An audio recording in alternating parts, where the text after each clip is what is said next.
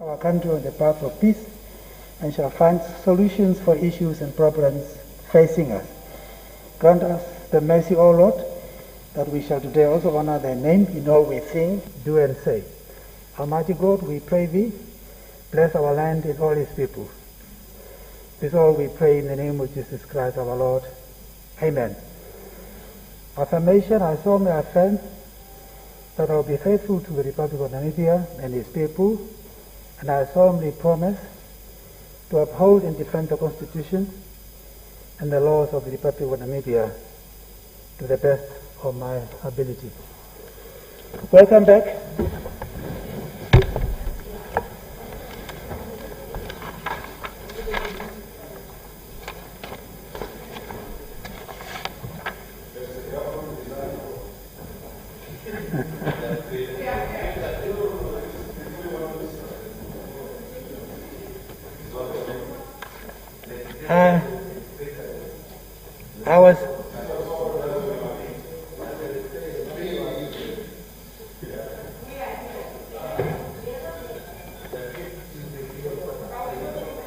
Honourable members, we have commenced the sitting, and I need all your attention.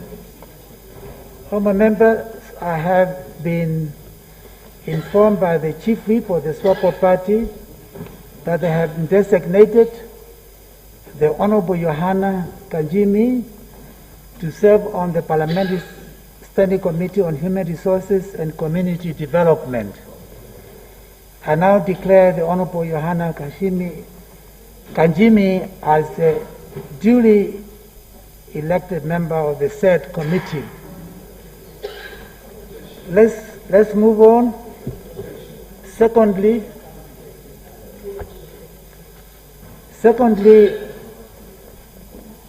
we are collectively congratulating the Honorable Dr. Peya Mshelenga with the confirmation, wait a minute, with the conferment of the degree of Doctor of Philosophy in Criminal Justice Law from the University of Western Cape.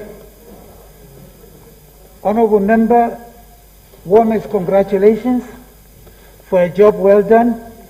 Let this serve as an inspiration to the young Namibian academics. Congratulations.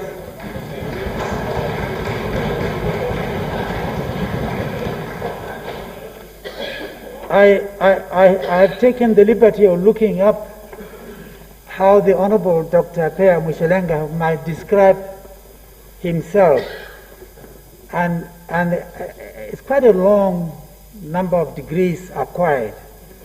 At the level of first degree, master's degree, and venturing into other fields as well. So you are indeed a working academic, occupying a position of a minister, but at the same time continuously enriching yourself in the various aspects of academic performance. This is not, you are not the first person to do this, but it's something that can certainly be done by those who wishes to explore various fields of academic interest. It is remarkable, it is exemplary. I can go on and on, but I think I'd better stop there. Any petitions so far received? Reports of standing and select committees? Other reports and papers? Yes, Deputy Minister of Finance.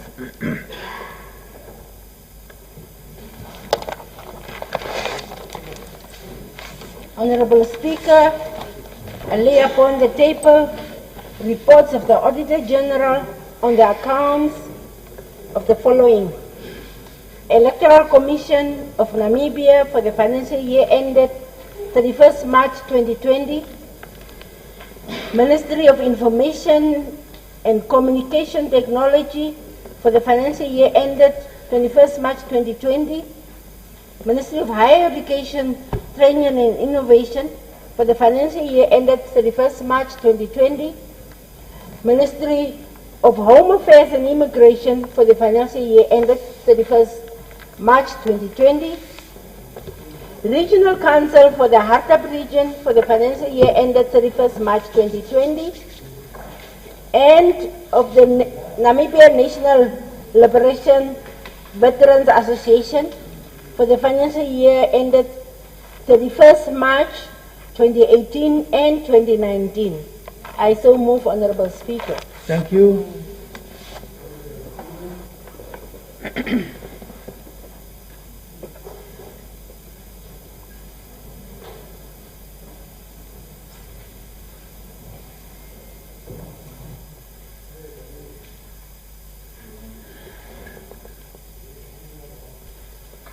Notices of questions. Notice, yes, Honorable Ipumbu. Wait for the light. There you are. Thanks, Honorable Speaker. I have an urgent oral question to the Minister of Mines and Energy.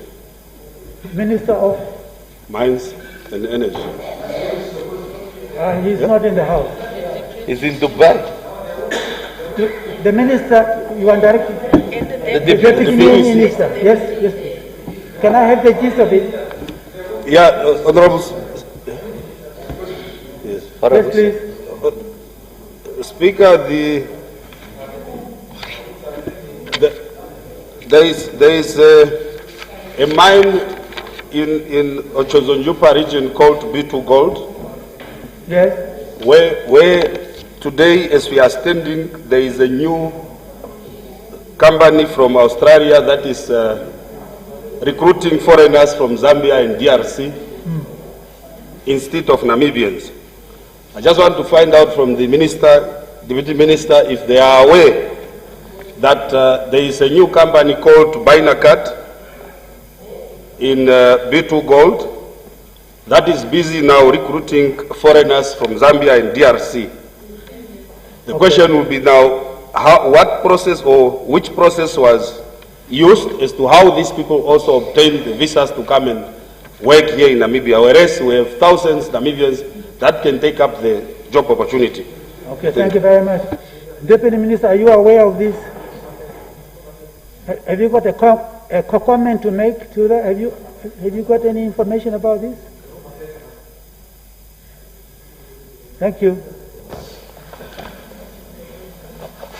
Thank you very much, Honorable Speaker. And let me also thank Honorable Ipumbu for this very informative question. He rightly asked whether we are aware. And I will rightly respond to say we are not aware of such information. It's new information to us, and I will take this information as posed to us and try to find out as to whether these allegations are holding the truth. Thank you very much, Honorable Speaker. Thank you very much. Honorable Benani. Honorable Speaker, I rise on both to seek your indulgence to ask an urgent oral question and also rise on a question of privilege, on a motion of privilege. Honorable Speaker, it is end of the month. The ruling party is AWOL, the government, Deputy Prime Minister, and only one minister, together with deputies. This is what the ruling party does at the end of the month. But that's on the lighter note. Honorable Speaker, can I just share some information? Before you share the information, I know you want to defend the cabinet. No, not at all. Yeah. I just want to say, I just been informed by several people that they are running behind time. They are on their way. So. Okay, the government is running behind time as always. Now, Honorable Speaker, on behalf of this side of the aisle, we also want to congratulate Dr. Peya Mushelenga for earning a second PhD. Yeah. Doctor. 4x4 doctor. times 2. I must confess, Honorable Speaker, that I was the encourager of this second PhD in law.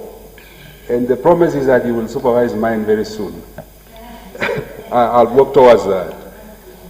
Thea, you are inspiring a lot of us. No favors. Inspiring a lot of young people in this country. Inspiring a lot of members of parliament that are taking classes at night at various universities. And you remain an inspiration to me as a friend and to many of us, and congratulations. Thank you very much. Honorable Speaker, Deputy Prime Minister, Minister of Mines and Energy, the petrol prices is going to go up. This is why I'm saying I'm rising on a question of, on a motion of privilege. Petrol prices is going to go up by $2.45 because of the calamity in the world, the geopolitics, the war in Ukraine and Russia. We really want to know from government. The food prices have gone up threefold. Sugar prices yesterday has gone up. What is the government position in talking about bringing subsidies to cushion consumers? Because if these prices are going to go up, staggering up every now and then, we are going to ruin this economy. And I want to know, Deputy Prime Minister, what is the government doing to really try to mitigate and cushion consumers hit by these high oil prices at this point in time? We can't just go as business as usual. I want to tell you that countries such as Rwanda, the president of Rwanda a day ago has announced mitigating measures in their country to bring subsidies. Now we are only hearing Minister of Mines' job and the government's job is only to announce price going up. We want to hear what is the government doing to mitigate the crisis that is about to hit. Because at the rate that the petrol prices are going up, it's either people have to go on bicycles on Monday, we must start using bicycles because no one will be able to afford a petrol increase on the pumps of $2.45. And we want to know what is the game plan from this government as they are delayed in coming to the House. Thank you. Perhaps they are also delaying in thinking. Thank you. Thank you very much. Deputy Prime Minister, if you are able to respond to that. Yes, please. Actually, Honorable Benani, someone warned me yesterday that before we get to the weekend, do fill up your car, otherwise you're going to pay extra.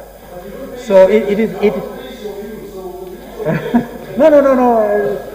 I have my own private car that I have to take care of as well. Deputy Prime Minister, please. Thank you, Honorable Speaker, and thank you, Honorable Lenani, for raising this very important issue. You are very much right that I think even anyone who never believed on the term of global village is now starting to understand when we talk about the global village. Because when the war started in Ukraine, we felt we are a distance. But we know that the whole world is feeling it. And I want to tell you that as a government, we are not concerned and we are not doing anything. We know this is something that has found us in a very difficult situation, but definitely we have to find a way of surviving. We know it might even lead to the closure of some of the companies in the country. For example, if you need sugar to make bread, and sugar is becoming a scarce commodity, we might end up not having bread on our shelf. If we have a company here that is making sweets, it could also close because there will be no sugar. So therefore, we are on the lookout And we will really do our best as a government to see how we can survive this situation. In the same way, is Comrade Benani listening? In the same way, we have tried our best to survive the pandemic. So that one really we know it's hitting hard into the economy and is felt in each and every household, particularly when the prices are going high like this. So really we are saying the nation should know that as a government we are not sleeping. We will see how best we can go through this difficult time. We don't know how long this war is going to take place. And you should really not, honorable member, expect me from this podium to tell you that like what you are referring to Rwanda, having put up money to say to cushion this and this, but we are just saying that we will not allow the people of Namibia to suffer negatively. We know they will suffer because every country is going to suffer because of this war. But we have to find the best way of mitigating that suffering. I thank you. Thank you. Honorable Doctor, link to this. Okay.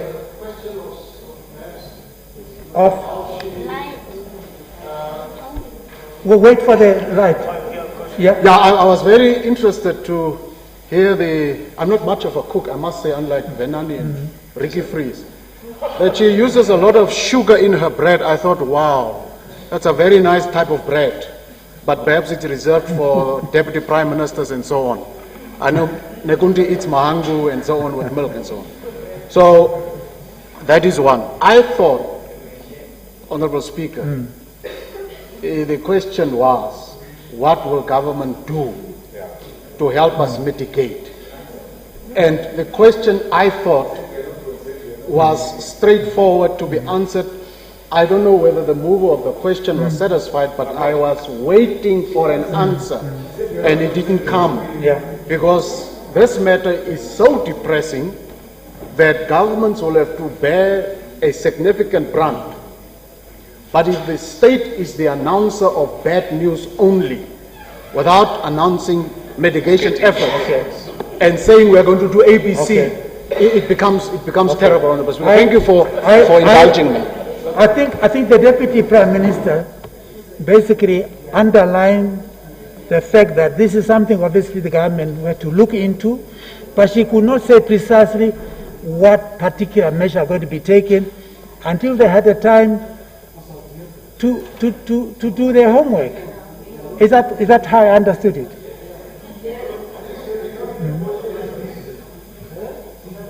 Please? Yeah, that is exactly, Honorable Speaker. I say that as a government, we are also concerned as much as Honorable Benani. And we are not sitting. We are not sitting. We are looking, we are doing our best to mitigate this impact, just as the same way we did when we were struck by the COVID pandemic. And that is what I've said. Okay, thank you.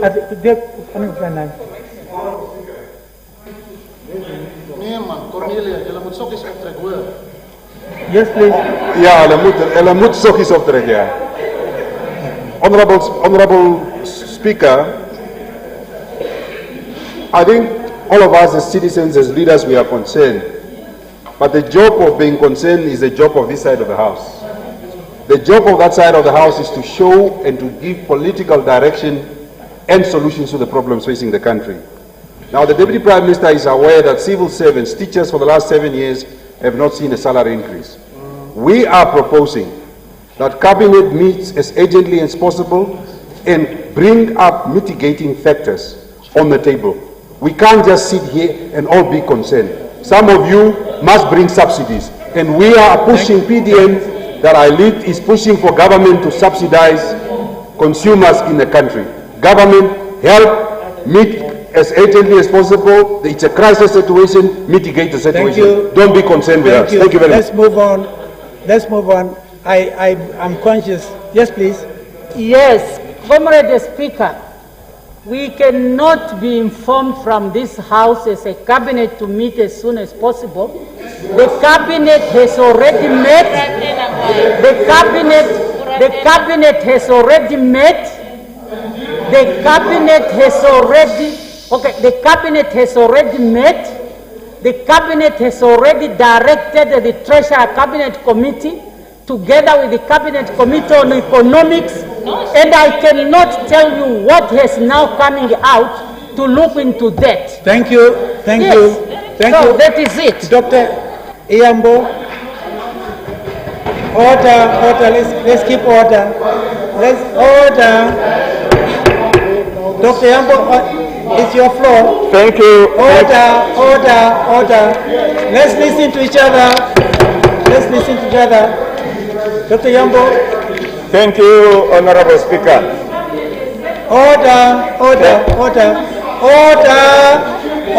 There's someone on the floor. Others we have Thank to you, listen. Honorable Speaker. Yes. Honorable members, I rise to ask a very urgent question, but now I ask the indulgence of the House also to be directed, because my hand is, it should be directed to the Minister of Finance. But perhaps it is the Minister of Foreign Affairs. It is about the report on the Genocide Remembrance Day. This motion was tabled by my predecessor. It went to the committee. The committee went throughout the country to fact find. Dr. Iyambo, I've got news for you. You got news for me about this? Yes. I don't know. Definitely. Then the question is to you. No. We are making very good progress. Oh. And we'll soon be meeting. The Honorable Minister concerned is not in the House, but you are the person we need to have in the room to share the latest development. We take care of you. Thank you. Notices of motions, messages from the head of state. No, I'm not joking. This is very serious. Ministerial statements. We are done. Thank you. I was actually trying to delay us to get to the point where we need to be, because the honorable member used the technology to say, Speaker, I'm on my way. Please give me another 5 minutes. But I'm still waiting. But if she's not in the House by then, I'm sure there are other people who are ready to contribute. When the Assembly adjourned yesterday, the 30th March 2022, the Secretary will read the order of the day. See, I'm getting excited. Of debate on second reading, appropriation bill. When the Assembly adjourned yesterday, the 30th of March 2022, the question before the Assembly was a motion by the Honourable Minister of Finance that the bill be read a second time. The Honourable Hungary adjourned the debate, and she just whispered in my mobile to say she's on the way. In her absence, I will call on the next colleague to take the floor.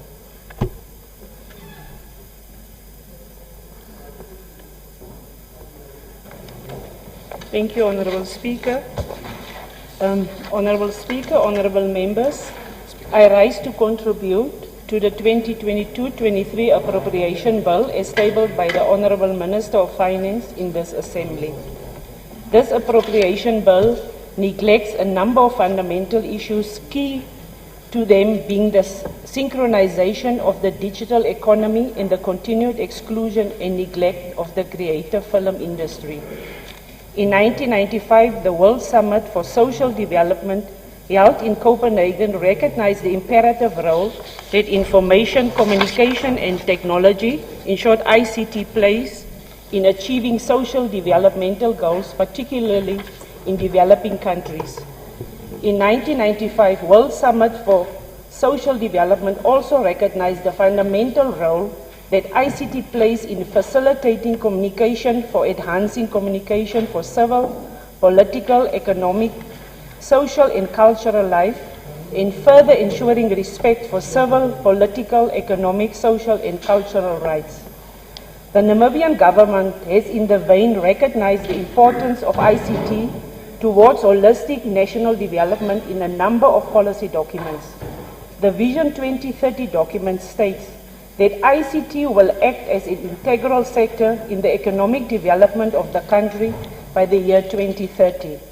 The National Development Goal 5, NDP 5, further acknowledges the fundamental role that the ICT sector plays in development and sets out a number of ambitious targets for the ICT sector, which includes the upgrading of the ICT infrastructure across the country, the expansion of modern broadcasting services to all communities, the promotion of e-services and innovation, and the building of a geo-ICT infrastructure.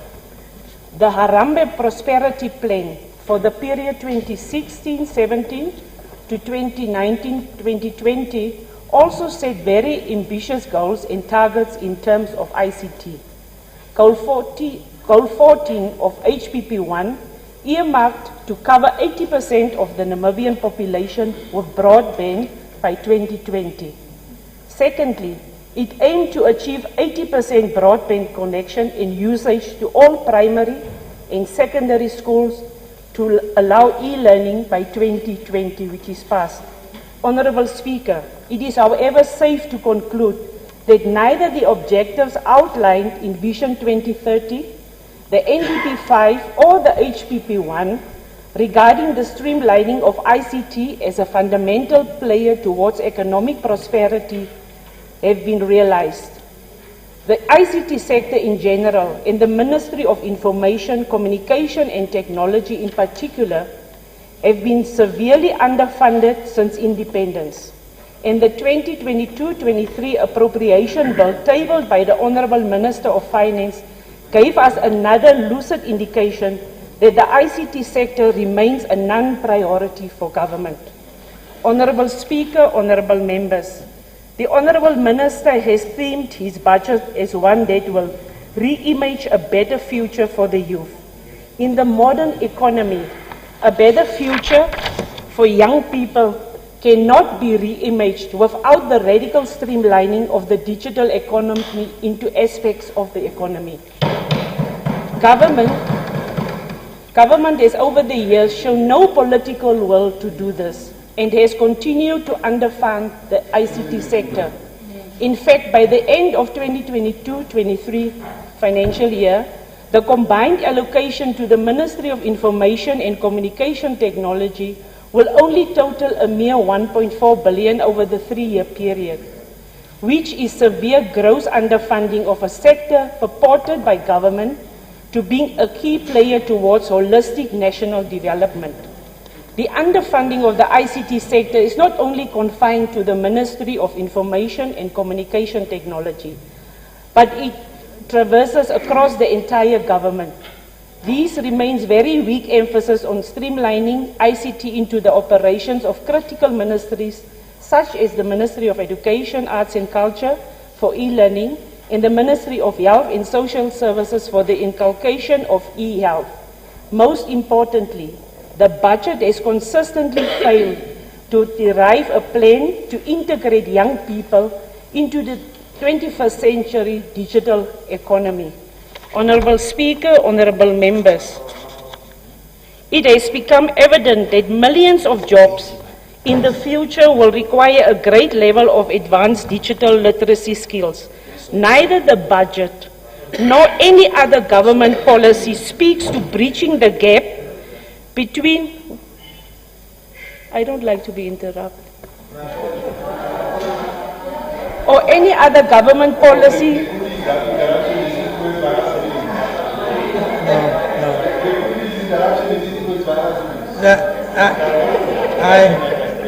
I think that shows you why it is important to allow the honourable member on the floor to contribute without being just wants your attention. disrupted. Honorable Member, please continue. We'll take care of it. Attention, please. Please, order. You know when you are listening to each other, the house there looks wonderful. Absolutely. It is not supposed to be wonderful. But the noise does not contribute. It is not supposed to be wonderful. Yeah, it looks perfect. Perfect may be the word you prefer. Honorable Member, please continue. Thank you, Honorable Speaker. Honorable, as I was saying, Honorable Speaker, Honorable Members, it has become evident that millions of jobs in the future will require a great level of advanced digital literacy skills. Neither the budget nor any other government policy speaks, listen carefully, to breaching the gap between young people and digital literacy in preparation for the future. Research advanced by the International Telecommunication Unit, ITU, has demonstrated that ICT has a number of fundamental benefits for young people in the 21st century. The ITU correctly argues that for the significant majority of young people, access to information means access to capital, markets and training needed to pursue a career or studies. Access to ICT instruments further ensures that young people have access to participation in political processes and youth entrepreneurship. Therefore, it is of fundamental importance that the budget and government policy is geared towards increasing accessibility of young people to the digital economy and the sanctioning of programs that radically integrate young people into the 21st century workforce and economy. Nowhere in this budget do we see that innovation from the side of government in this regard. As already mentioned at the start of my contribution, there can be no reimaging of a better future for youth without their integration into the 21st century digital economy. Honorable Speaker, honorable members, the Namibian film industry continues to be grossly underfunded by government. The Namibian Film Commission has consistently decried the neglect that the industry receives from government, and it has become clear that Namibian creatives and storytellers who work within the film industry will continue to feel the neglect of this underfunding and neglect. The film industry acts as a powerful instrument to promote culture and the diversity of any country. The industry should be viewed as one that adds value to the economy through international promotion and marketing, while at the same time creating much needed jobs in the economy. Government must therefore increase the support it gives to the Namibian Film Commission in particular and the entire film industry in general. The entire film industry in Namibia cannot be expected to survive on the mere 3 million allocation that the Namibian Film Commission receives from the Ministry of Information, Communication and Technology annually. This is a drop in the ocean compared to the complex equipment, talent and arrangements that the filming industry needs. The Namibian film industry particularly took a very hard hit from the adverse effects of the 2019 novel coronavirus and is in need of urgent and increased financial support from government. This appropriation bill fails to address that. Honorable Speaker, honorable members, in conclusion, the 2022-23 appropriation bill is tabled by the Honorable Minister of Finance, needed to transform the economy on a holistic scale. There is in fact no significant difference between the budget that the Honorable has tabled for the past 2 financial years and this one. We need a budget that addresses complex 21st century problems holistically and not a repetitive molecule of numbers as has become the tradition by government. There will be no reimaging of the future for young people under this budget. I therefore, just as the previous speakers who took the floor before, stand to reject this appropriation bill. I thank you. Thank you. Now you can speak. Next on my list, the Honorable Dr. Muselenga. You have the floor.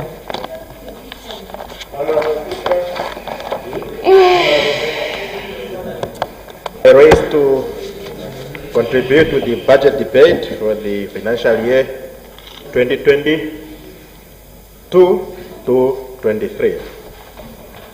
Last year, particularly during the month starting from May to July, our country experienced unprecedented impact of the COVID-19, which caused many deaths.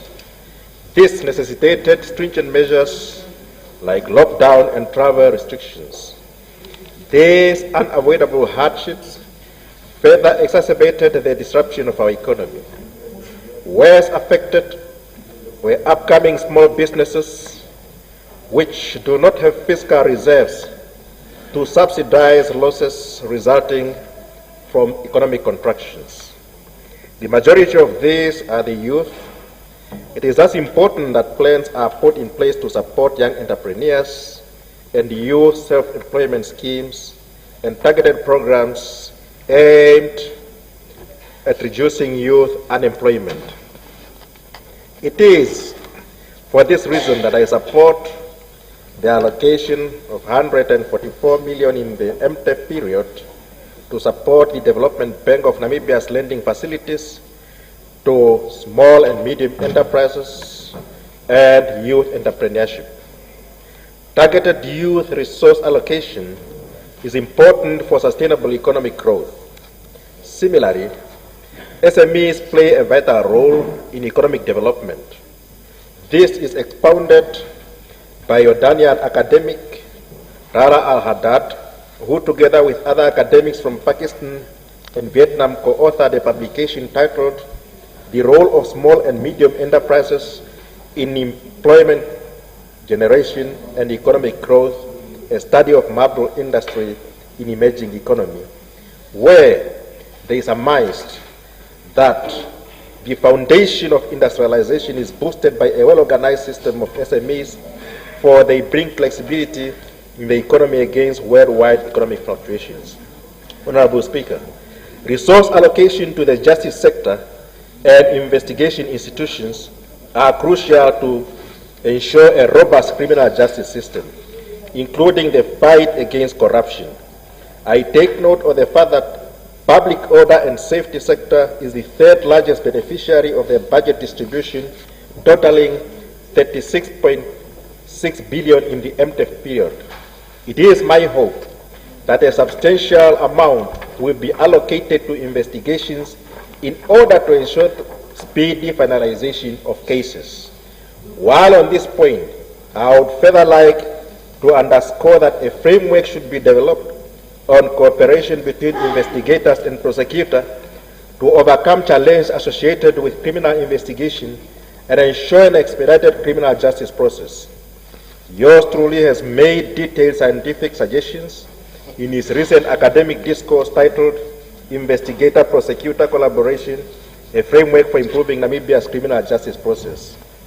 Those recommendations suffices, and it is thus not necessary to dwell too much on this subject at this moment. Honorable Speaker, let me now turn to international relations. I support the allocation of 62 million Namibian dollars to bilateral diplomacy in the current MTEP period, insofar as the targets includes increasing new markets as part of proactive economic diplomacy.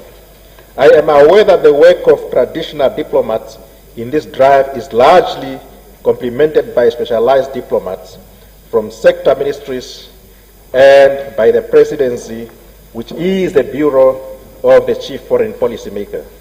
I further support the allocation of 132 million in the current financial year to multilateral diplomacy, aimed at facilitating our diplomatic navigations in regional and international organizations and promote international peace and security.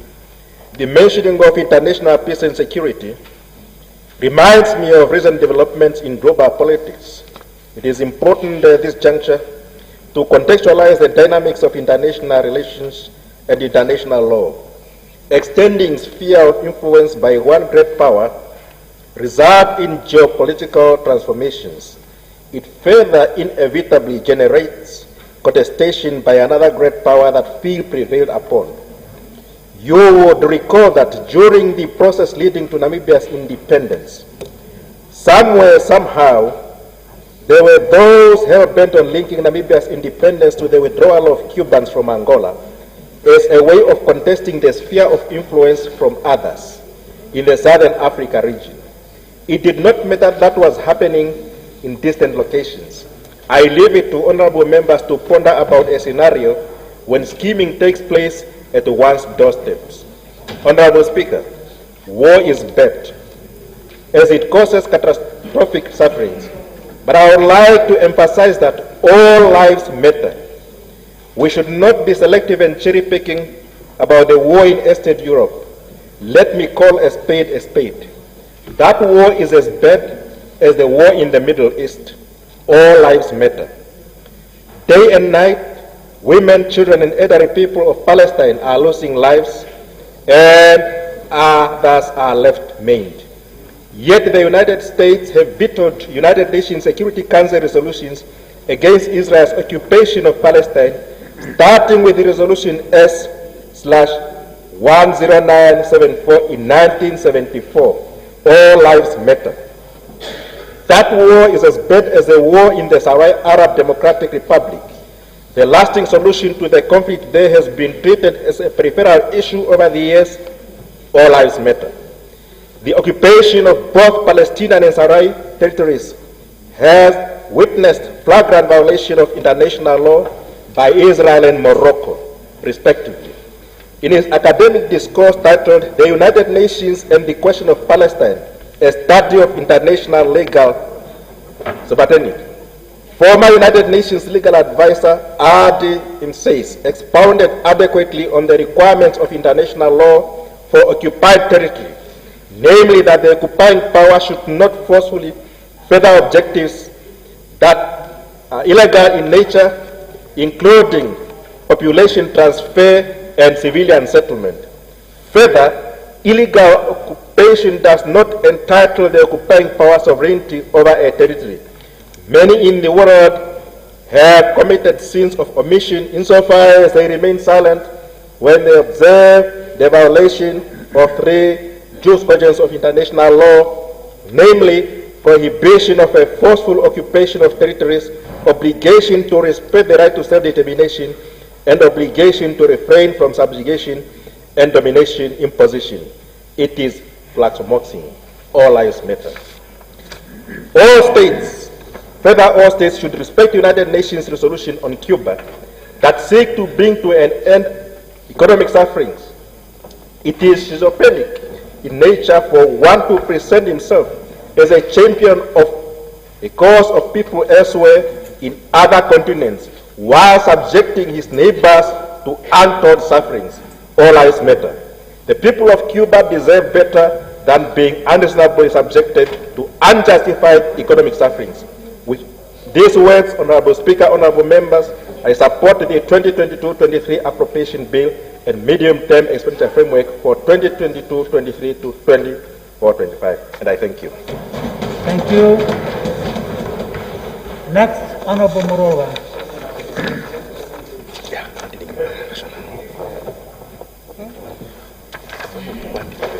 Thank you very much, Director of Ceremony. Honorable Speaker.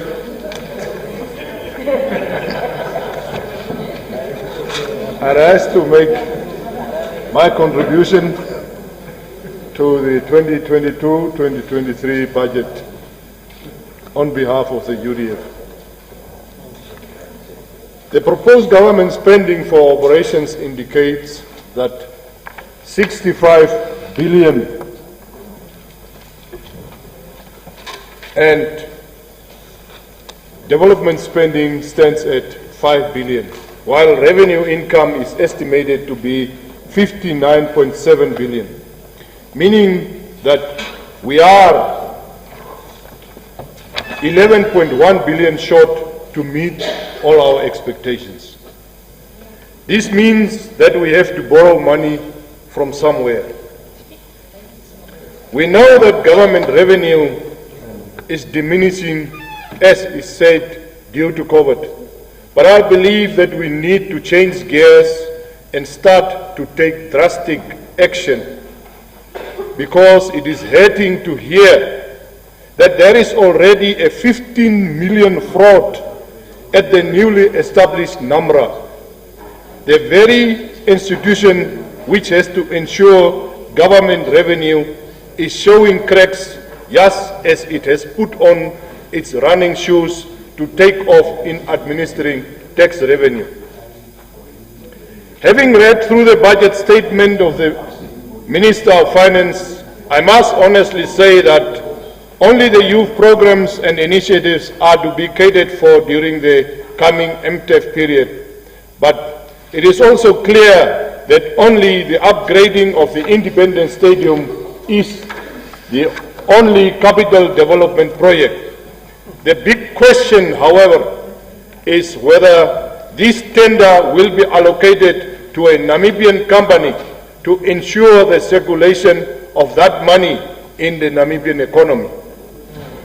Honourable Speaker, honourable members, it is further stated that 34,920 trainees are currently enrolled to TVET programs countrywide. But the main question remains, how many of these 32,920 will be employed in the capital projects that government is undertaking, since we don't see a deliberate program to compel successful tenderers to accommodate the Namibian youths. I say this because the Minister of Finance is telling us of his personal involvement in youth development, and one would like to see a kind of an instrument that would compel the companies to also accommodate these youth. Honourable Speaker, honourable members, it is worrisome that we have an 81% failure rate for our grade 11s. One is asking yourself where the problem could be. Is it the shortage of teachers or teaching material like books, or is it due to the fact that we introduce a change in the system? It is very easy to tell the nation that learners can go to NAMCOL, but have we ever considered the financial implications to that? And has government ever done a survey of how many learners are left behind due to this predicament? We have been informed in this House that the Nekadal Dam has a potential to generate 3.5 megawatts of hydropower after its completion. My question is why government is not giving the green light to NamPower to start installing turbines with their own financial resources instead of waiting for the Ministry of Finance to allocate funds for this specific purpose. Honourable Speaker, honourable members, we are as UDF well aware that there are numerous applications from Namibian citizens to develop solar farms at various places in our country. But a few of them who have been approved were granted licenses to develop only up to the capacity of less than 5 megawatts. And the rest of the applicants are still waiting for approval now for the past 4 years. We as UDF are very shocked, therefore, to have heard of the wholesale invitation to investors in Dubai to come and invest in solar power development while our own Namibians are struggling to get approval for the very same projects. What megawatts are these foreign investors going to be allowed to generate? Surely they will not be attracted by the 2 megawatts licenses that Namibians are allocated.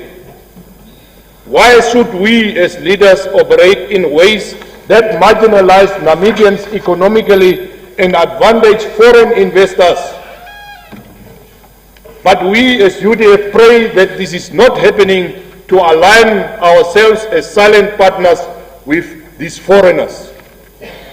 UDF believes that such projects are very profitable and contributes to the industrial development of Namibia.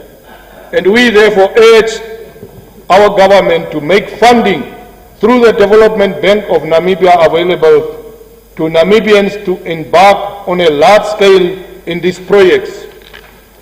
Honourable Speaker, honourable members, the UDFA support the development of dams, and we therefore urge government to put in motion the planning and development of the Zebra Scope Dam on the Uhab River, as well as a dam in the Huab River near Derit, while at the same time planning for green schemes at the two proposed dam sites is included. UDF is also welcoming the upgrading of the Walvis Bay Kamaya Road to bitumen standards and applaud our government for that. But we urge our government to honor the collective community request that was made by the people of Korigas during the initiative planning consultative meetings for this road in 2013, that it be constructed in such a way that it passes through the town of Korigas, since we believe that any development should uplift the lives of people economically, not only during its construction phase, but also after the completion of such development. Honourable Speaker, honourable members, the Kunene region is further boasting with the one and only World Heritage Site, which is one of the biggest tourist attractions to Namibia at Tweefelfontein. We therefore urge government to upgrade the road to this world-renowned tourist site to a bitumen standard. Honourable Speaker, honourable members, on the tax policy and administration, we would like to know for how long the majority part of the mining sector is to enjoy EBZ status, which exempts them from paying corporate tax and custom duties. Our shareholding as a nation or as a state in all the EBZ beneficiary entities is very minimal, if not non-existent. This means that while we attract these entities to do business in Namibia, who are making millions on a monthly basis, our revenue as constitutionally rightful owner of these natural resources is very minimal, and that, Honourable Speaker, is happening while we compel every Namibian who has an annual income above 50,000 Namibian dollars, which is 4,200 Namibian dollars per month, to pay monthly taxes. Now, how fair are we towards our own people while we don't even institute a compulsory social responsibility instrument to compel these companies to meet the basic social upliftment of these people who are the owners of these natural resources? Honourable Speaker, honourable members, seeing that we are to a great extent a franchise economy, we surely need to improve our control on transfer pricing, since the overall objective of these franchise companies are to reduce the tax burden of the mother company, and those mother companies are not Namibian companies, meaning that a stringent system is required to monitor the flows of money between these mother companies and their subsidiaries. This also needs to be applied to the tourism industry to stop payments for accommodation and services in foreign countries from where bookings are made. There is a general outcry from the public servants as well as the private sector employees to access their pensions. And UDF therefore plea with the Honourable Minister of Finance to start considering this outcry, since that money will surely be circulated in Namibia and boost our economy. We cannot make our own people to suffer under the notion that the Public Service Fund and all other pension funds, rules or statutes in Namibia are cast in stone and has to remain in stone. While the very same pension funds are using these monies of the funds to invest in other projects and even in foreign offshore developments. Honourable Speaker, honourable members, the issue of tax deductions on the pension when it is paid to the member is also very unfair, because people are paying tax on a monthly basis which is deducted from the gross salary. Therefore, taxing the accumulated pension contribution of the person who was already taxed from the gross salary needs to be reconsidered seriously. Coupled with that is the fact that a person who has reached the pension age is very fragile economically as well as health-wise, and therefore expropriation of such people until death is totally not correct. Honourable Speaker, honourable members, since 2021, 2020 and this year, the economic situation was worsening in the entire Namibia, and the people who are hit hard are the pensioners and those poor children who are receiving children grants, which is from its inception a mere 250 Namibian dollars. Honourable Minister, how are these marginalized groups of people going to survive if you, who is their only hope for survival, turn a blind eye on them while they are being strangled by the ever-increasing economic hardships? I believe that Namibians can now only survive on $5 per day. Converting this into Namibian dollars at today's exchange rate gives you 19 days from the 1,300 that the pensioners are receiving. But these 19 days will amount to 1,330. So for the rest of the 11 days of a month, those pensioners are falling short with 840 Namibian dollars. So who will come to their rescue if it is not you? Honourable Speaker, honourable members, mention is made under productivity enhancement of the constraints to the sector, of which one is easing of exports at the borders.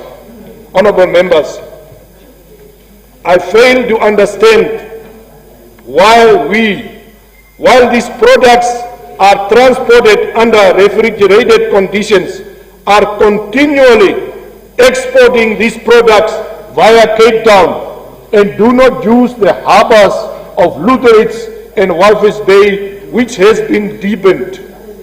Instead, we are exporting via Cape Town Harbour in the Republic of South Africa, but Lutteritz is just a stone throw from North Oever, and Walvis Bay is just 3 hours long. It's just a 3 hours longer drive than going to Cape Town.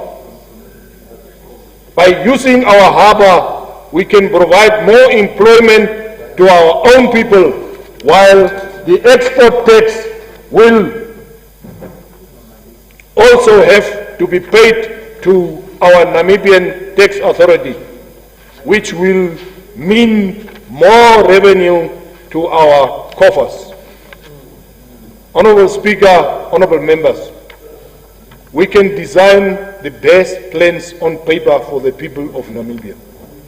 But as long as we don't commit ourselves to take all Namibians along the development, and develop their human capital and deliberately improve their living standard, we shall remain a developing nation. Under the fiscal policy development, I would like to know from the Honourable Minister of Finance whether the policy of transparency as far as government debt, be it foreign or domestic debt, is taboo. The Namibian citizens are, at the end of the day, the ones on whose behalf these debts are made and who are liable to pay these debts off via their tax contributions. Yet they are never informed, let alone consulted via their elected representatives in Parliament who can deliberate on these loan agreements. The UDF is convinced that there is a great need that Parliament has to deliberate on the borrowings that government is making, as well as the agreements entered into with all investors in the extractive industry, for example, oil, many others. Honourable Speaker, honourable members, UDF therefore pray that all loan agreements that government is entering into with other states and or financial institutions or individuals be handled in the same manner and fashion as treaties, and have them tabled by the appropriate minister in this August House for quote-unquote ratification to inform the citizens and enhance transparency, since it is the very citizens who are contributing through tax payments to honor these very same loan agreements. I so submit and support the budget. I thank you. Thank you. Next on my list, Honorable Mike Kabekotora.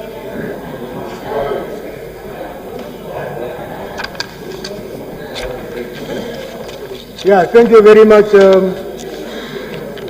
Honorable Speaker.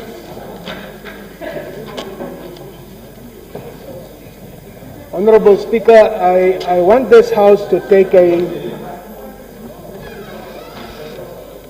to listen very carefully, and I more specifically, Honorable Shini. I'm with you. Can we not communicate? The honourable member is on the floor, yes, to make a contribution. Let us listen, as usual, without other people making conversation in the background. Thank you. Thank you. Honourable Speaker, I don't know why Honourable Venani stood up on a point of urgent question, but I want this House to take note of the war in Ukraine, because the war in Ukraine does have an impact on our economy and should have necessitated the Minister of Finance to go back to the drawing board and produce a budget that incorporates the negative impact of that war on our economy and the Namibian people. It is not business as usual if the prices of basic foodstuff and the fuel are on the increase. The increase follows on the heels of the recent COVID pandemic.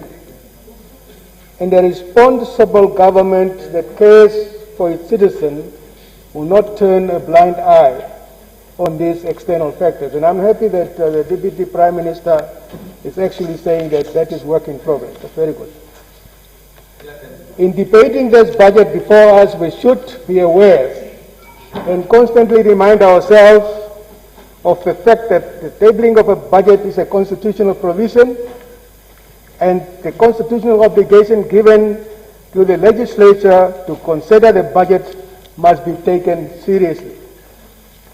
Article 126 of our Constitution states that the minister responsible for finance shall, at least once every year, and thereafter as such interim stages as may be necessary, present for the consideration, not note-taking, of the National Assembly estimates of revenue, expenditure and income for the prospective financial year. The National Assembly shall consider such estimates and pass pursuant to the Appropriation Acts as are in our opinion, necessary to meet the financial requirement of the state, not the government, the state, from time to time. And Article 1, Sub-Article 2, states that all powers shall vest in the people of Namibia, who shall exercise their sovereignty through the democratic institutions of the state, not Nekundi.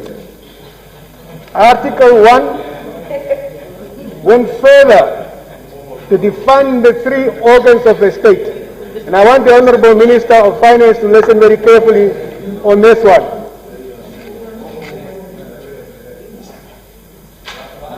Article 1 went further to define the three organs of the state. The Constitution in Article 126 made it clear that it's only the National Assembly, the legislature, that must consider such a budget estimates and express an opinion on those estimates. I will tell you where I qualify that. Nekundi, you must just listen. Based on this constitutional provision, Honorable Speaker, it is incumbent upon us as parliamentarians to ensure that the budgets speak to the needs and the aspirations of the Namibian people. Not to the need of the executive, but to the Namibian people. There must be a concrete, quantifiable evidence that this budget was indeed drawn up in the interest of the Namibian people, whom we represent in this August House. The notion by the executive to table... They don't represent Namibia, they represent Swap. Yes. The notion by the executive to table a budget, Honorable Simi, to table a budget for rubber stabbing must come to an end. And, come on, give me now, on to end. Please, the rules are clear. There shouldn't be unnecessary conversation going on. We all know that we cannot do that. That is disruptive. Please, honorable members, let's maintain order. It doesn't look good. Honorable member, please continue. Nekundi, Makomine, the speaker is talking. The notion by the executive to table a budget for rubber stabbing must come to an end. And if in our opinion as parliamentarians the budget does not cater for the needs of the people of Namibia, the budget needs to be rejected and referred back. The budget needs to be rejected and referred back. And I'm glad that some honorable members are actually doing that. Honorable Speaker,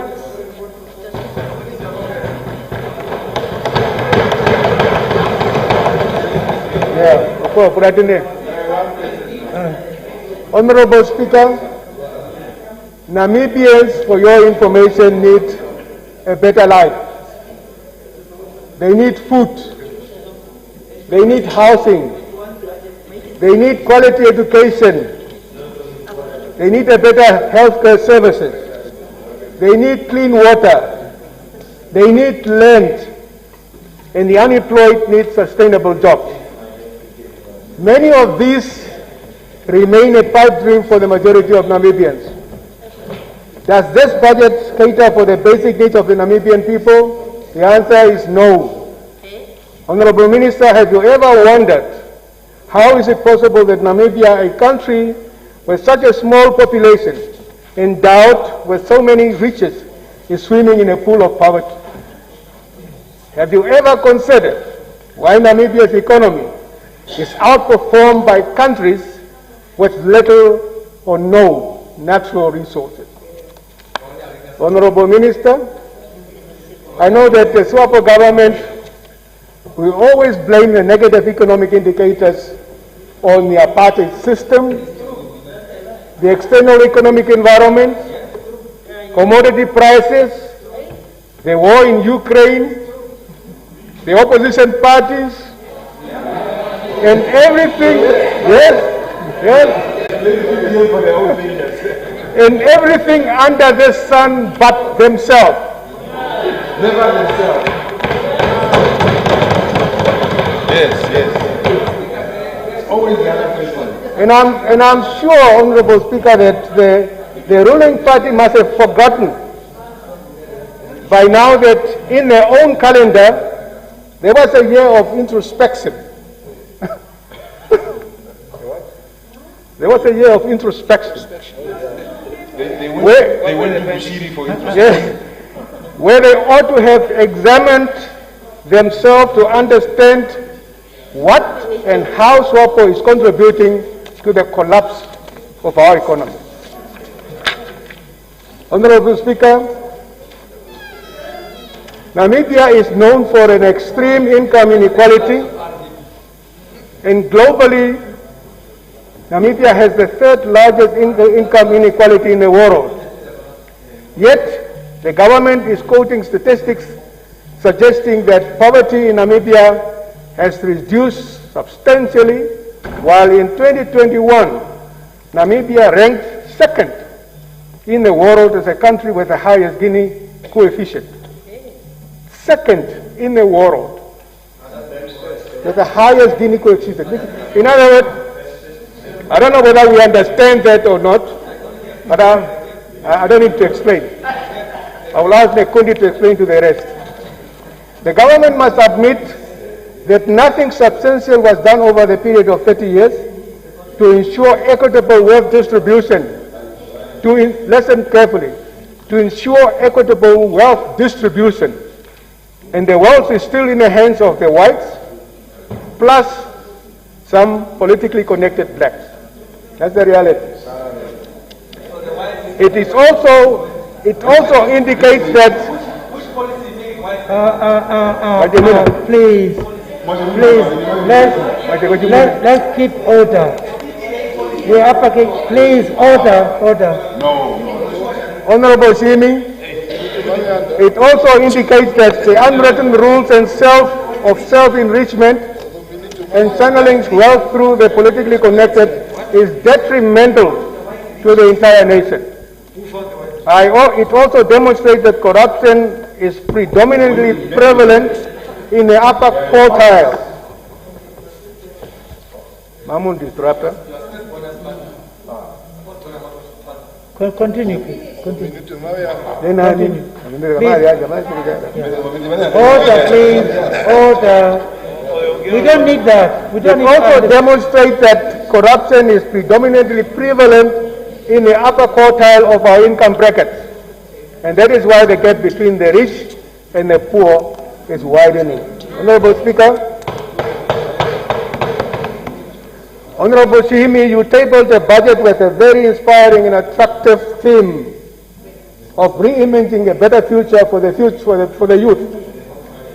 But I was very disappointed when going through your budget statement that nothing new or inspiring is contained in this budget apart from the theme. Everything in this budget apart from inviting young people in sport attires to Parliament is what you and previous ministers of finance have been telling us all these years.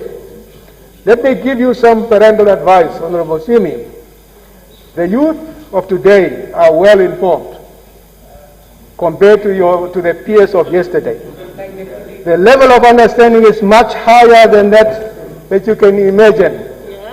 Their minds are independent and won't trust you blindly. They can conduct an independent analysis and make a distinction between lip service and a genuine attempt to address their plight. They can independently quantify service. They can independently quantify the total amount allocated to them, compare and contrast that with other allocations, and draw their own conclusion? Can I just ask a small question? No. Yeah, ma'am. No, not allowed. So, Honorable Simi, a mere elevation of the youth in the theme of your budget is not good enough. You need to do more to demonstrate your seriousness when acknowledging that the youth population remain the most significant resource which could propel our economy onto a competitive and sustainable growth. Honorable Simi, let me for a minute unbundle your budgetary allocation for the youth, and I want to apply 3 basic tests: a test of materiality, a test of relevancy, and a test of impact assessment on these 3 allocations. 1, how many jobs will the 50 million allocated to the upgrade and renovation of Independence Stadium create for the youth? 0. 0, winner. You're not young. Who can understand that Nekundi won. 2, the 72.2 million loan benefiting youth-owned businesses will cater for 10% who will that be politically connected businesses. The probability of creating a job for the vast majority of Namibians, 0.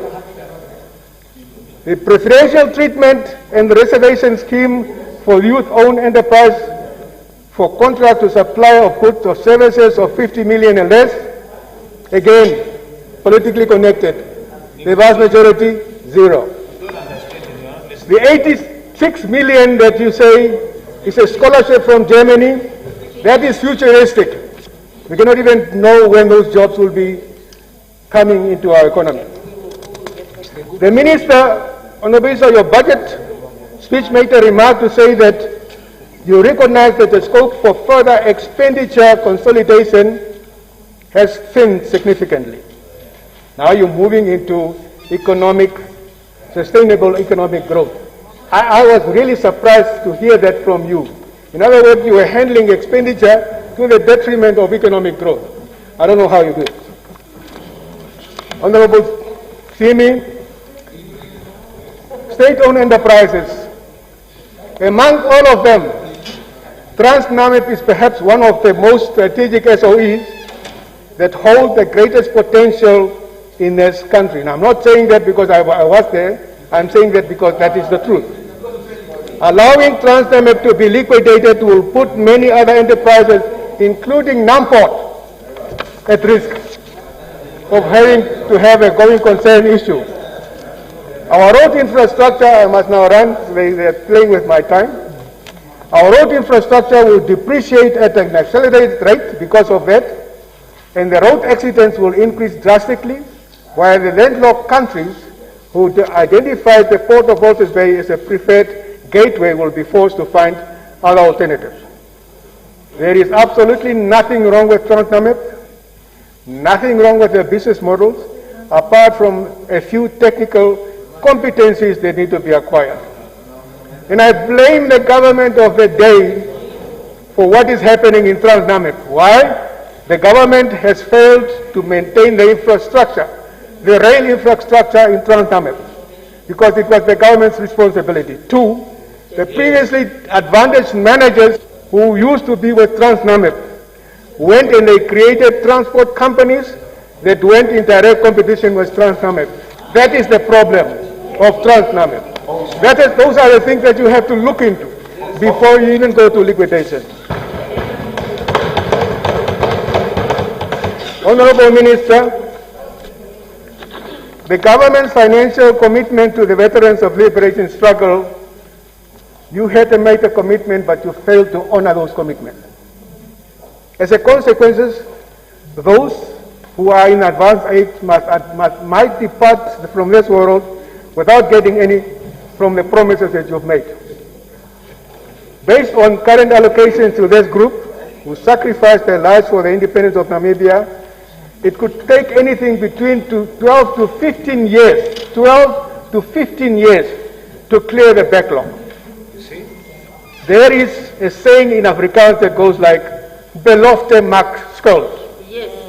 Please attend to this issue by allocating additional funds.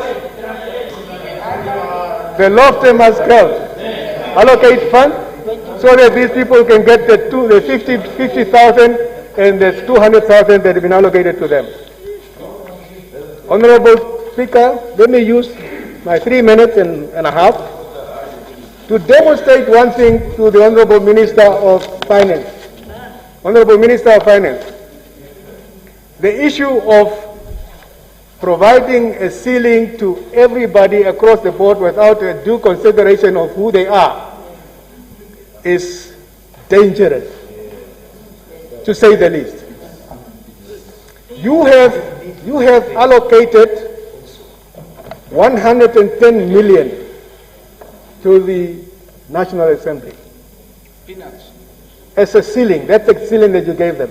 They have requested at least 137 million. And that was a due process that was taken for this allocation. Now let me demonstrate to you. The 110 million, 101 million is purely for personal expenditure. 101 million. The remaining 7 million is for membership fees and subscription and utilities. What is left? Zero. Nothing. Nothing. Now tell me, why do you want to pay us 100 million? To do what?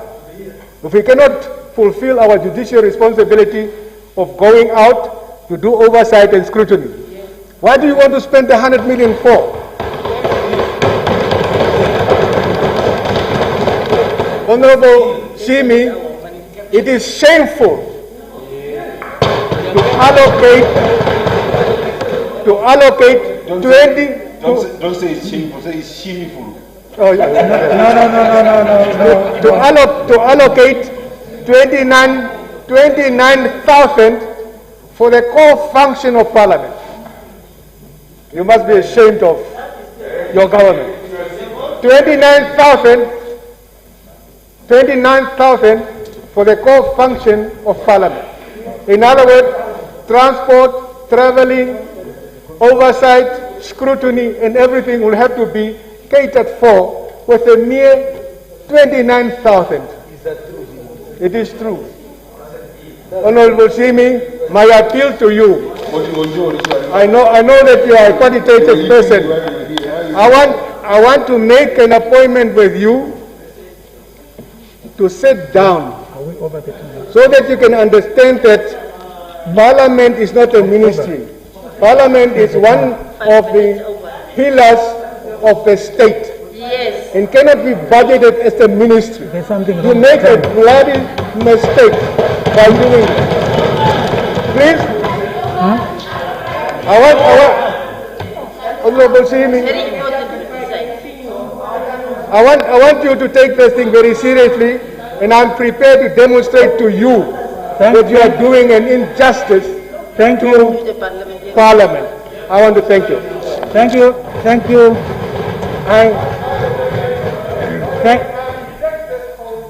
Thank you. Thank you. Thank you. Honorable members. Honorable members. Honorable members. Honorable members. Honorable members. The presiding officer is talking to you. There shouldn't be dialogue while I'm communicating with you. Otherwise, you not hear me. Please. Now, there was a confusion with the time there for a little while, but I'm grateful to the Honorable Mike Adekotera, who knew precisely that his time ended. So let's not get confused with that. At this particular point, we are going for a health break. and we'll come back at 4:30. Thank you.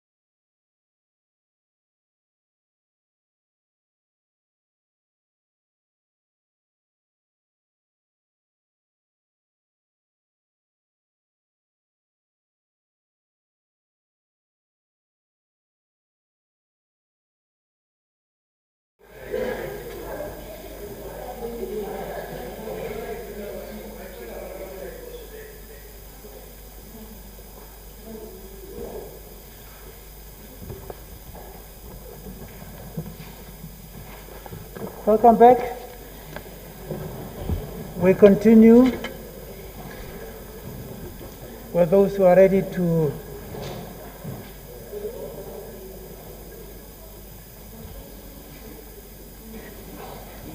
I think the next on my list is the Honorable Yako.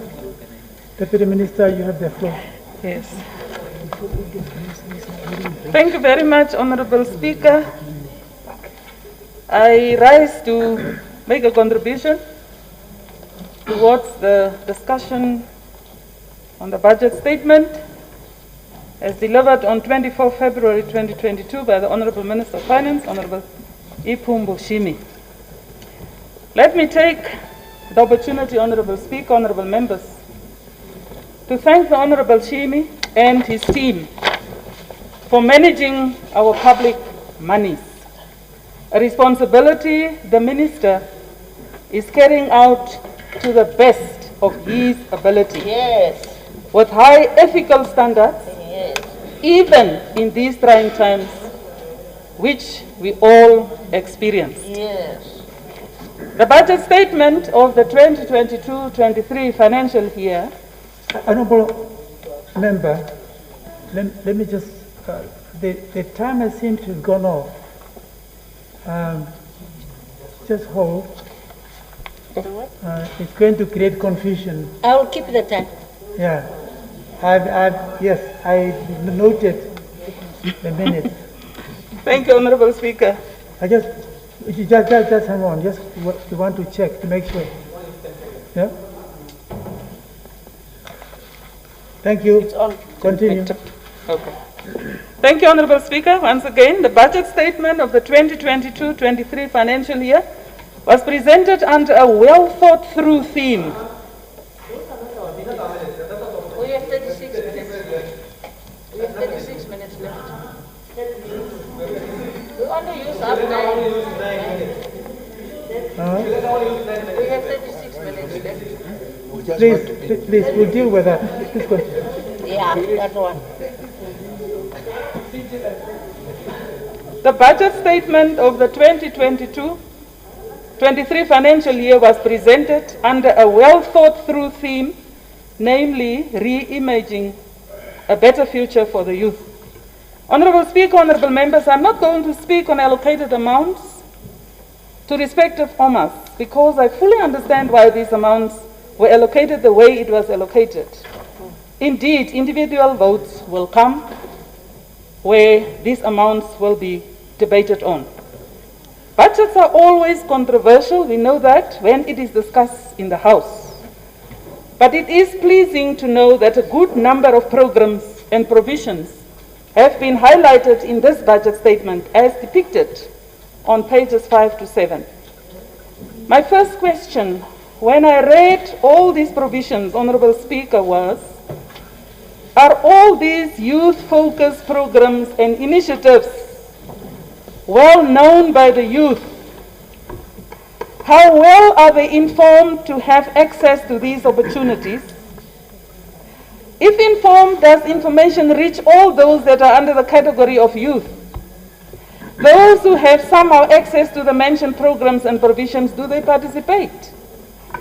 Honorable Speaker, honorable members, here I am particularly referring to the rural youth who do not have access in many instances to information which provides comprehensive introduction to all the available programs by the various offices, ministries, and agencies.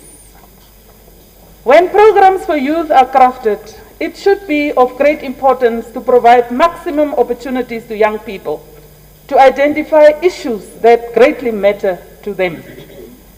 In fact, they should also have opportunities to build on existing levels of support at local and national levels through, for example, debating platforms to increase public awareness of their priorities, to build political relationships, and to inform direct action that help to shape the development of this country.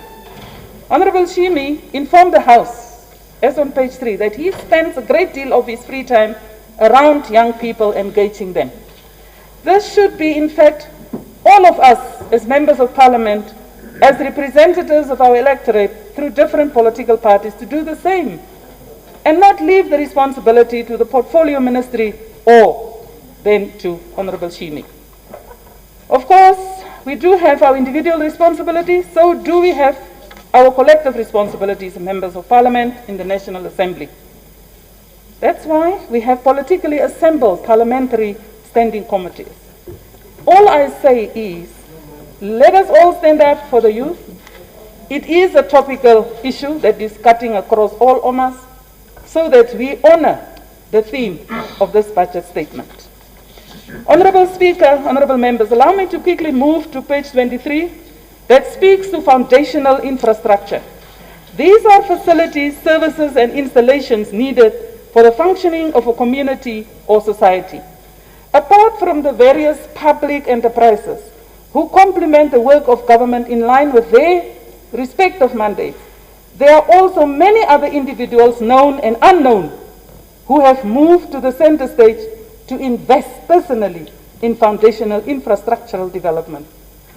Here I want to single out a retired person in the name of Dr. Libertina Amathila, whom I worked with closely for many years.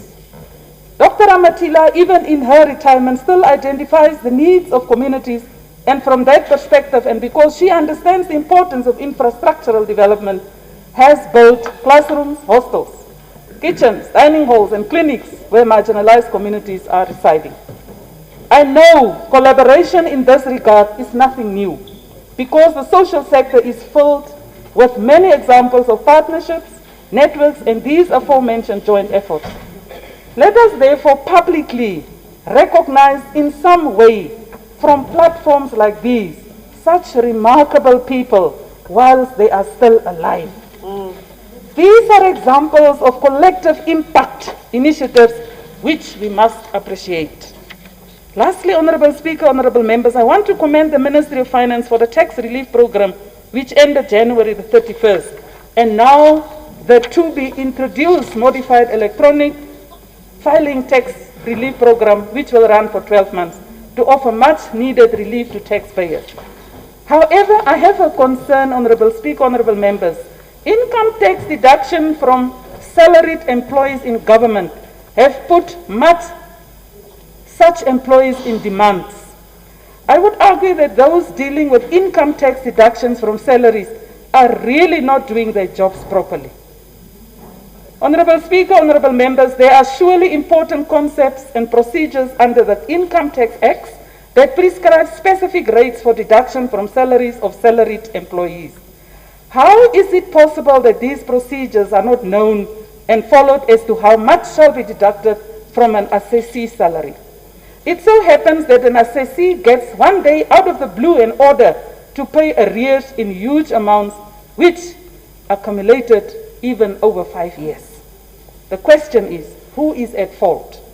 Is it the assessee who is not responsible for deductions from employees' salaries, or is it those representing the employer who is supposed to make sure that correct prescribed deductions are made? Those who are responsible for the function to make correct deductions on behalf of the employer, for sure, I think they are the culprits. I suggest from this platform, Honorable Speaker, honorable members, that it is high time that those responsible and has erred in such ways should be punished, because the assessee is not paying tax monies over a counter.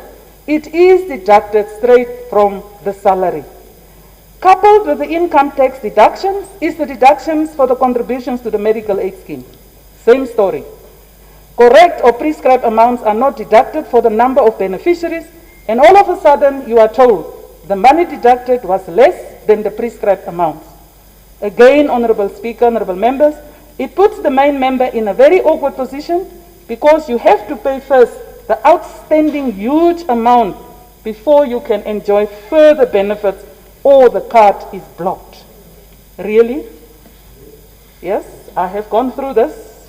Really? Administration should step up in general and improve on these unacceptable and uncalled for behaviors. It's administration who fails the ministries. It is not necessarily the ministers. It is the administration. Somehow, there are people who sleep on duty and need to account for making others to suffer. Honorable Speaker, honorable members, let me just stop here. After all what I have said, I support the appropriation bill, and I thank you. Honorable Mareka, you have the floor.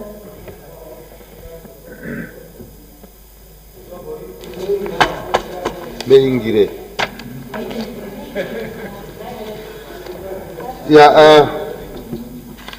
Honorable Speaker, honorable members, I raise today in support to the budget speech.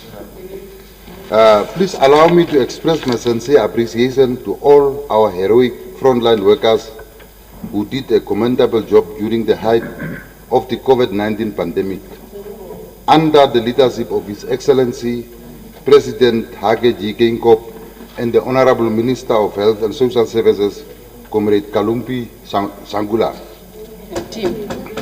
and team. During these trying times of economic downturn caused mostly by the COVID-19 pandemic that has severely affected our tourism sector, I applaud His Excellency the President for his initiative of aggressively marketing our country to foreign investors to invest in the agricultural, mining and renewable energy sectors such as green hydrogen. The other one is the accomplishment by our sportsmen and women who are also commendable for putting our country, Namibia, back on the world map. Honorable Minister of Finance, this pro-youth development budget addresses pertinent youth development issues such as unemployment and encourages youth participation in the mainstream economy as the youth remain our future leaders. Honorable Speaker, honorable members, I would like to focus my modest contribution on this appropriation bill mainly on the agricultural sector, as this sector entails self-sufficiency and boosts our efforts to achieve food security. As we may all be aware, honorable members, the pandemic severely affected the transportation of our food imports, particularly goods coming from South Africa. I believe that this is an indication that as a country, Namibia is quite vulnerable in the aspect of food security if we have to rely on neighboring countries to feed us. This situation therefore highlights the importance of self-reliance and the need for us to expedite strategies meant to boost the agricultural sector. We cannot allow this situation to continue as it has the potential to disrupt our lives in future. Our heavy reliance on food imports is counterproductive and needs to be corrected as a matter of urgency. I am therefore of the opinion that funds should be injected into the agricultural sector to allow farmers to obtain the necessary assistance for restocking their livestock and to assist crop farmers after the devastating and protracted drought. Honorable Speaker, honorable members, let me also draw attention to the conflict in Eastern Europe, which is today in its 36th day. I understand that together these two countries produce more than 70% of the wheat production in the world. As you may be aware, the prices of fuel and wheat will be on the increase due to a shortage of these two essential commodities as a result of the conflict. Coincidentally, today, the Ministry of Mines and Energy announced another fuel increase effective from the 6th of April 2022. And I'm sure you have seen that these imminent fuel price increases automatically drive up food prices. In the same vein, Bokomo and Namib Mills have announced an increase in wheat products such as corn, white and brown wheat flour on the 15th of March 2022. I trust that this would be a lesson learned from these realities we are currently facing. Let us now put in place permanent provisions to prevent food insecurities by directing our efforts to the agricultural sector. I would like to inquire as to what happened to the good initiative of Karakul scheme that was implemented in the southern regions and parts of Erongo, which contributed to the International Karakul Pelts fashion industry as an additional means of revenue, specifically foreign currency and job creation. Is this scheme still ongoing, and are our communities still benefiting from this initiative? Maybe I should ask our colleagues from the South. Lastly, would I like our green scheme initiative to be revamped, improved and duplicated in the southern regions, especially at the Nekatal Dam area, catchment area, Hardap. I would also like to see an improved cooperation between government and the private sector under the public-private partnership to meet government halfway. Honorable Speaker, honorable members, I am therefore proposing the following: that efforts be made for seeds to be distributed to the 2 Kavango regions and Zambezi for the planting of maize, corn, Kunene also, Umsabi also, wherever we have got water and fertile soil. That the Nekatal Dam be utilized to contribute to food security through a green scheme project, as earlier mentioned, to provide access to adequate, affordable, nutritious food, promotion of smart agro production and processing, that government subsidizes basic food necessities because of the oil price that will affect food prices as well, that government as well as citizens exercise financial prudence by reducing unnecessary and wasteful expenditure and adopt a saving culture, particularly during this difficult. I submit and support. I thank you. Thank you very much. You have the floor. Your worship. No. You copied mine. Thank you. Honorable member, you have the floor. Very progressive. Just a piece of information. Honorable members, please. I don't know. Yeah, no. But I'm addressing you. I want all the attention. An honorable member who was dining lunchtime left his car key in the restaurant. Anyone who have lost the car key, please claim it from us when you are ready. Thank you, Honorable Speaker. Honorable Speaker, honorable members, I rise on behalf of All People's Party and as their representative and reader in this august house to submit our contribution to the 2020-2023 budget. Your budget serves as a real check for every country, and our country is no exception.